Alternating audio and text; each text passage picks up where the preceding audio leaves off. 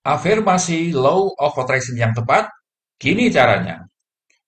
Praktek afirmasi Law of Attraction maupun Law of Assumption Neville Goddard yang tepat ada di video ini, Sedulur. Pak Lang tuh sering mendapatkan keluhan banyak orang. Mengapa afirmasinya gagal?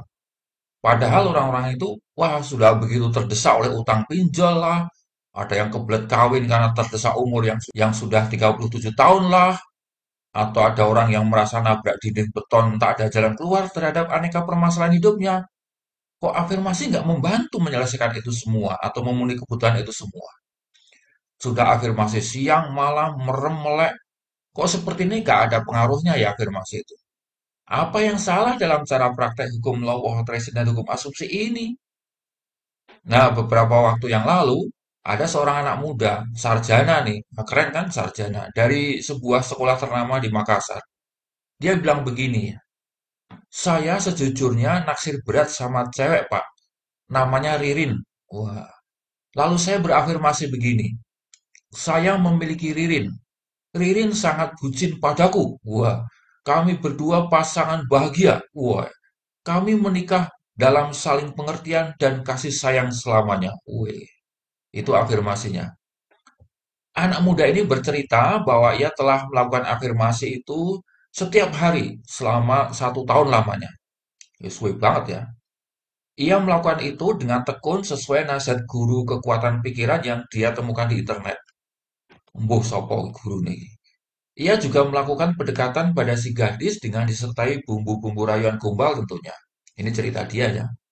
Namun semua upaya itu sia-sia, sio-sio. Dan pada akhirnya memang si cewek siapa tadi, Ririn tadi, dan pada akhirnya memang Ririn ini justru menjauhi anak laki-laki ini yang karena merasa terganggu. Lalu ia lebih memilih fokus pergi studi Magister Engineering di Utrecht, Belanda. Wih, keren banget ya. Ya, hancurlah hati anak muda yang kasihan ini. Ia mengeluhkan semua itu kepada Pak Lang melalui email. Kok yo ngerti emailku ya iki? Cah ki sapa ya? Kok iso ngerti? Sedulur, kisah anak muda ini sebenarnya mewakili banyak kisah kegagalan atau apa ya, gagal pahamnya orang-orang dalam berafirmasi dalam rangka praktek hukum tarik-menarik dan hukum asumsi Neville Goddard. Kesalahan utamanya adalah ia, anak ini, mengafirmasikan hasil akhir atau keadaan luar, di luar dirinya, yaitu keadaan di mana Ririn yang jatuh cinta pada dirinya. Nggak bisa, kawan. Atau setidaknya sulit. Afirmasi tentang hal-hal yang berada di luar diri, berarti di luar kontrol, cenderung bertabrakan dengan keyakinan panjenengan. Apalagi nih kalau panjenengan pembelajar kekuatan pikiran tingkat pemula. Beda kalau panjenengan memang kelasnya kelas Nabi Tuhan ya. Itu dadi geni, sabda Brito Ratu. Sekali bicara, wong sak pasar manut kabeh karo panjenengan. Tapi kan panjenengan manusia biasa, seperti saya juga. Jadi harus tahu diri lah. Jadi yang harus diafirmasikan itu adalah dirinya sendiri, kepada dirinya sendiri, tentang dirinya sendiri. Itu jauh lebih baik dan menghasilkan perubahan signifikan. Jadi alih-alih mengafirmasikan Ririn bucin padaku, Ririn cinta mati padaku, lebih berguna mengafirmasikan untuk diri sendiri misalnya, aku pria yang mencintai siapapun tanpa syarat. Itu kan tentang diriku kan, tentang diri sendiri kan. Aku peduli pada orang lain. Aku memperhatikan orang lain. Akulah sumber cinta. Aku layak dicinta. Lalu pemenang, aku menjaga penampilanku. Aku selalu ramah. Aku bahagia dengan diriku. Nah, begitu kira-kira, ya. Jadi fokusnya itu pada diri sendiri, perbaikan diri. Nah, kalau nilai atau kualitas diri sudah naik level, ya otomatis dunia luar akan mengikutinya secara otomatis. Kan Mas Neville Goddard sering mengatakan bahwa dunia luar itu, atau dunia 3 dimensi itu, sebetulnya cuma refleksi dari keadaan batin seseorang, keadaan batin panjenengan. Atau dalam bahasanya Pak Wayne Dyer, dia mengatakan, you attract who you are. Artinya, panjenengan itu hanya menarik hal-hal yang bersesuaian dengan keadaan diri panjenengan. Nah, itu kuncinya. Ingat ya, jadi afirmasi yang powerful bagi pemula adalah afirmasi untuk mengubah diri sendiri. Maka dunia realita luaran akan mengikut dengan sendirinya. Nasihat ini juga saya berikan kepada seorang siswa khusus saya. Namanya itu Harjanto. Dia itu seorang pemuda petugas yang oren-oren itu apa tuh? PPSO ya. Bocah letek, ireng, dekil. Ya dasarnya juga hidupnya di persampahan ya. Si Harjanto ini naksir cewek pegawai Alfamart. Saya tahu ceweknya. Ceweknya ya lumayan juga sih ya. Manis ya. Harjanto mulai mengafirmasi, tetapi dengan fokus ke dirinya sendiri. Nah ini bagus nih. Lambat laun tapi pasti, Harjanto pun berubah menjadi anak yang lebih rapi, segar, ya menjaga penampilan, sisiran. Kadang-kadang badannya tercium apa itu bau parfum yang dia beli di kios-kios di Condet. Ya rumahnya di Condet ya. Dan itu semua menjadikan dia lebih percaya diri. Serta yang terpenting adalah ternyata si Harjanto ini sanggup untuk membangkitkan apa ya keadaan sikap masa bodoh. Nah, luar biasa ini. Dia itu nggak peduli cintanya mau diterima atau ditolak. Ya benar-benar masa bodoh. Diterima ya oke, nggak diterima juga oke. Sikap ini luar biasa, Prosedulur. Istilahnya adalah tidak melekat, ya. Pernah dengar kan panjenengan? Tidak melekat atau dalam bahasa Inggris detachment. Dan ini Harjanto mantap tenan ini. Nah, apa yang terjadi? Ya, anak yang disir itu, anak Alfamart itu, ya akhirnya kena juga jadi pacar Harjanto itu.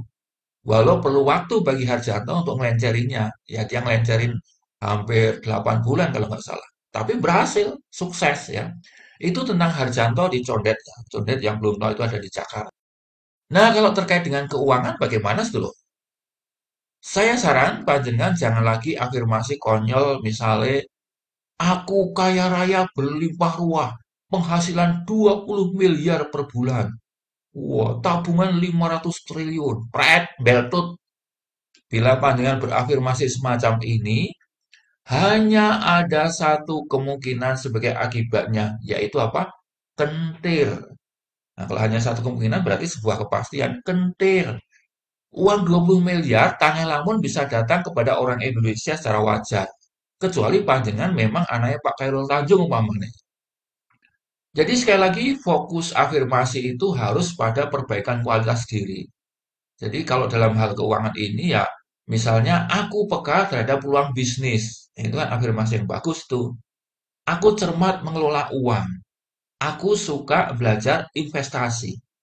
Lalu aku bergaul dengan orang-orang sukses. Nah gitu, panjenengan bisa merasakan bedanya kan? Daripada mengatakan uangku 20 miliar, tabungan 500 triliun, kentir, tenang, kentir ya, tak jamin kentir. Dengan afirmasi yang tepat seperti yang baru saja Pak Lang jelaskan, uang akan datang pada waktunya, baik melalui cara biasa maupun dengan cara ajaib. Cara ajaib ya, bukan cara goib ya, cara ajaib. Kalau goib itu kesannya kok, wah, piye yo, supranatural gitu ya. Ya, karena peristiwa mujizat sebenarnya peristiwa biasa aja. Kan hanya soal penggunaan pikiran alam bawah sadar, ya kan?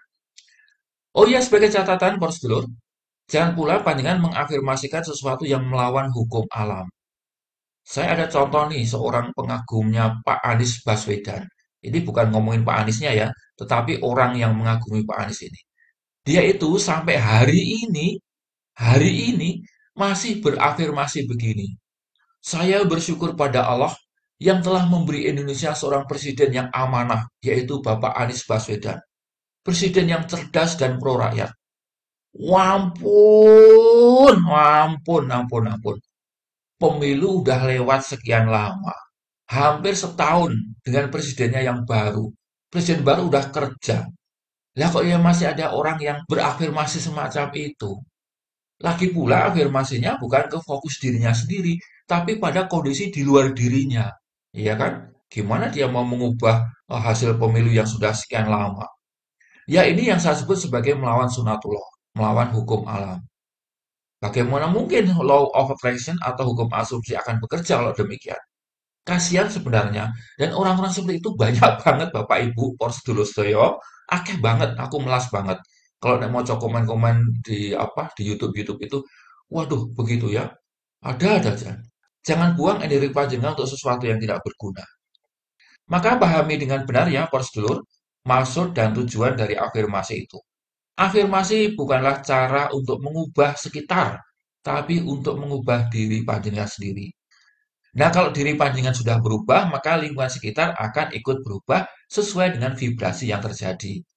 Jadi afirmasikan diri panjenengan menjadi pribadi yang baru, menjadi pribadi yang lebih keren, menjadi pribadi pemberani, mampu mengontrol emosi, mampu berkomunikasi, menjadi pribadi yang lebih lembut, pribadi yang teguh dan tegas, pribadi yang tahan banting, pribadi yang kreatif, lalu pribadi yang mampu memimpin, mampu memecahkan masalah. Kan semuanya ini bagus ya, keren ya. Dan ketahuilah, ya karakter-karakter inilah yang disukai uang. Kalau panjangan memang yang dicari uang, ya. Karakter-karakter inilah yang disukai lawan jenis. Kalau yang panjenengan inginkan itu adalah pasangan. Karakter-karakter inilah yang disukai pimpinan. Kalau panjenengan ingin cepat naik pangkat, siapapun panjenengan di kepolisian atau TNI atau PNS atau di perusahaan swasta, ya, atau di ormas sama saja. Karakter-karakter ini juga yang ditakuti penjahat kalau ada orang berniat jahat pada panjenengan. Lakukan afirmasi setiap mau tidur malam, sementara panjenengan matanya wis apa ki krip-krip ya, sambil ngeloni bojone ya. Kuwi nek di bojo ya. Nek ora yang ngeloni bantal apa guling. Ucapkan afirmasi seolah-olah sudah terjadi. Bila tekun, maka dalam waktu yang cukup, ya bisa sebulan, bisa 2 bulan, tergantung kondisi panjenengan ya.